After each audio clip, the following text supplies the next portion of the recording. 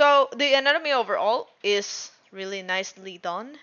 This is a pose that I think would be used on a reference sheet kind of like things. So that's why like you wanna showcase the character. You wanna showcase the character, but you still feel like it's stiff. So well, I'm gonna do the same thing I did to Havoc, which is draw a stickman on top of the E. What I did here was simply copy the pose that was already made, and I remade it and corrected a few things.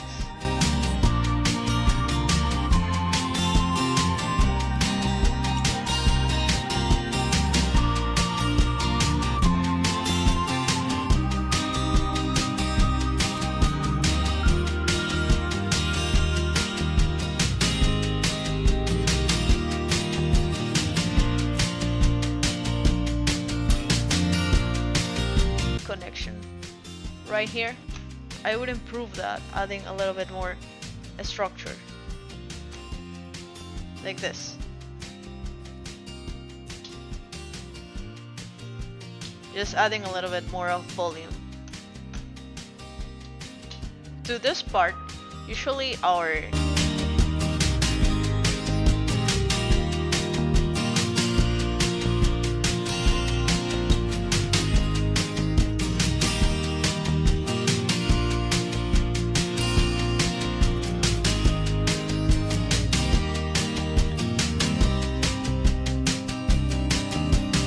I would suggest making the torso part smaller and making this part connect more on with our inward line and then an onward line like this. So there is some waste going on.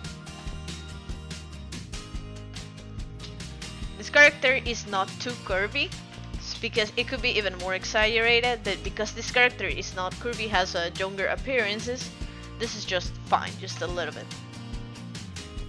Then the belly bottom is placed correctly, and this is the same part where the legs connect with the booty.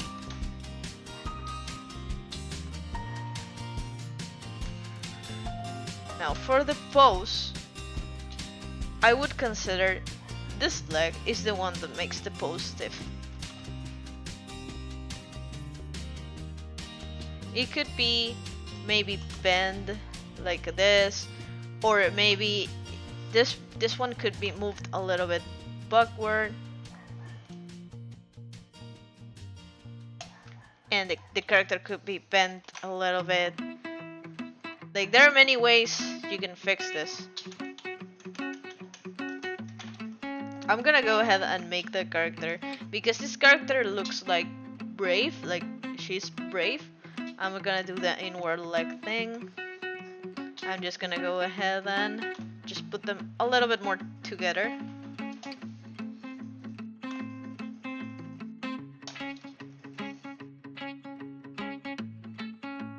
This feet though, it should be pointed a little bit more out instead of inward.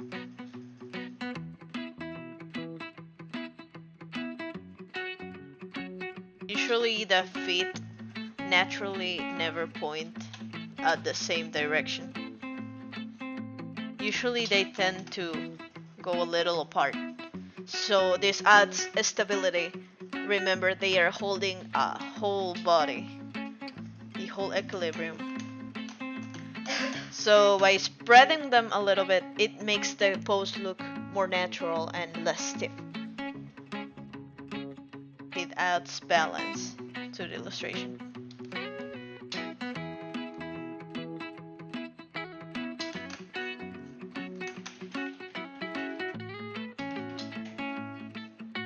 Same with the knee, should be here and not pointed the same direction as the other. So it should be around here.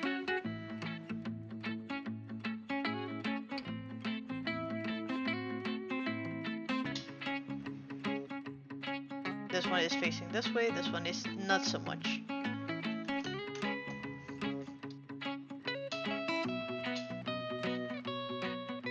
Now, something that can also help add balance to your character is to make them a silhouette. I'm gonna quickly make them a silhouette.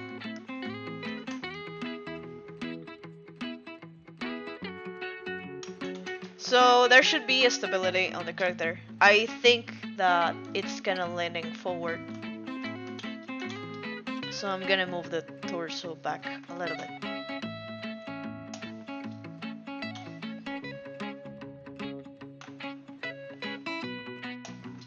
And spreading this leg a little bit. Just a little bit. This arm would be hidden a little bit behind the back. And this arm would be shortened a little bit because of the distance. I will also make sure to fix because we adjusted the height of the character, the arms may be a little bit too long, so I'm gonna fix that too. Alright, so this is what we want to achieve with the character. I'm gonna quickly go ahead and edit these things.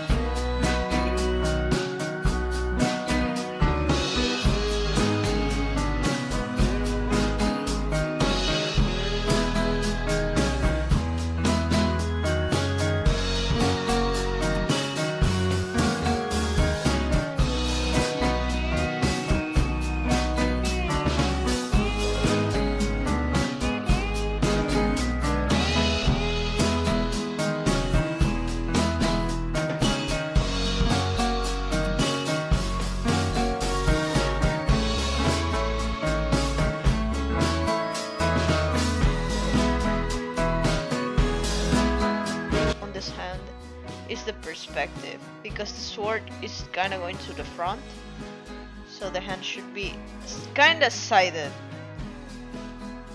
I don't want to touch it, it looks so nice. Like, as a hand, it's honestly perfect.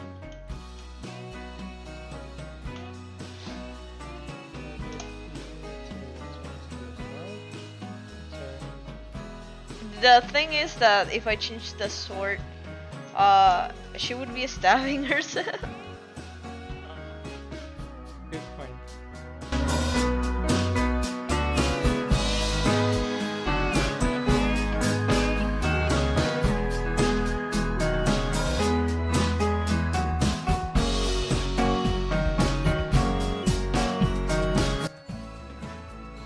Now this other hand, the thing with this one, the placement is perfect.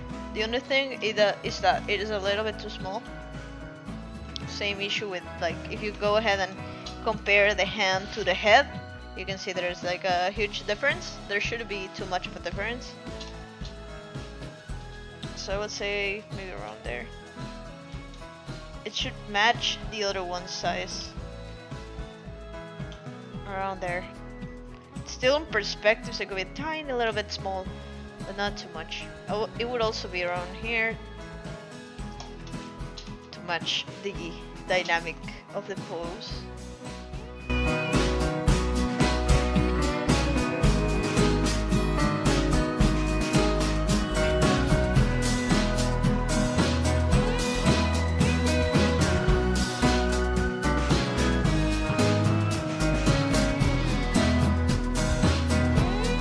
Basically, I think that once you practice a lot, it's not that you need less reference, because you always need references, but some things will become easier, and it's it's like faster if you pose yourself and take a picture and study from it. It's easier to me, because it's not only that I see what's happening, it's also that I know how it's working.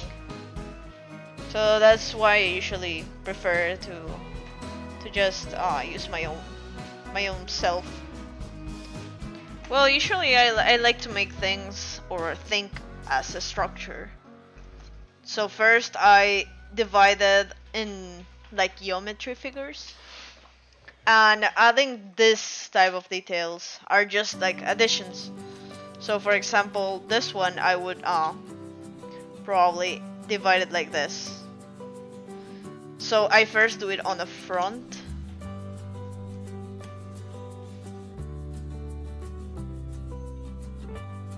So this is to me how they would look at the front. So it's like one figure, and then it's easier to me to interpret it in different angles. I don't know if that makes sense.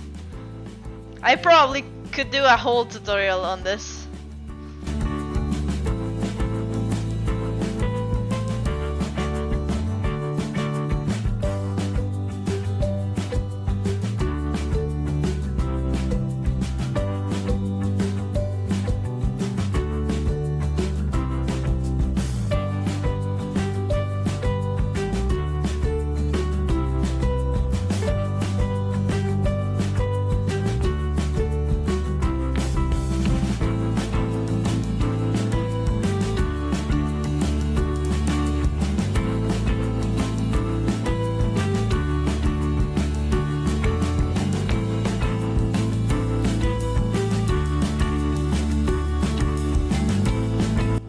The face.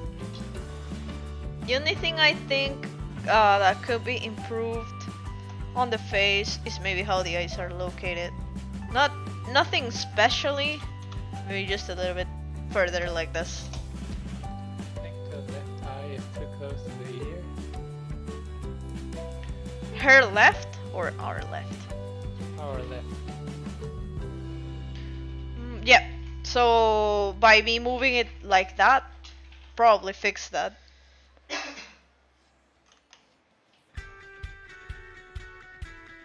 I think it's the same thing that Chris had, is that the this eye should be closer.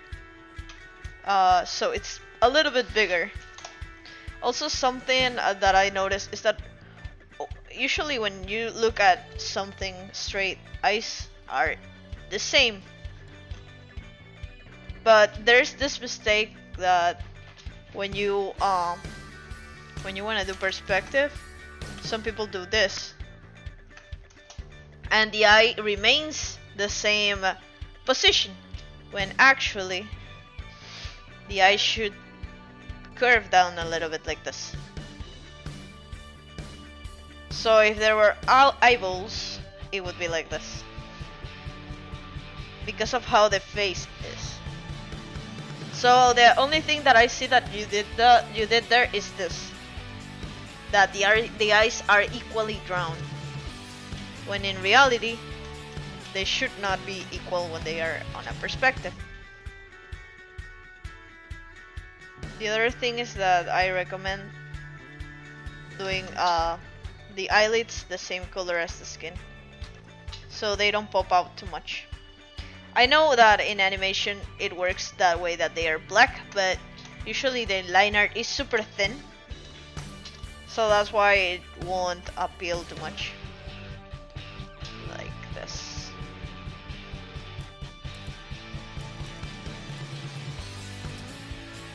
I would recommend doing establishing shine. That's basically, let's say, I think that the light comes from the top.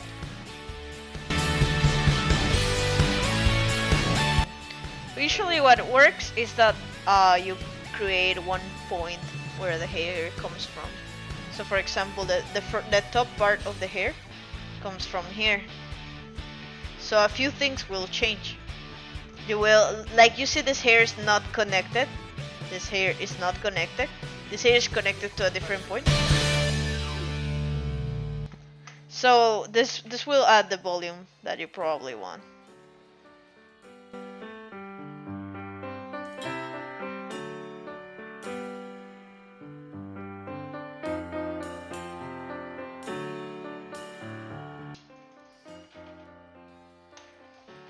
This is the back hair.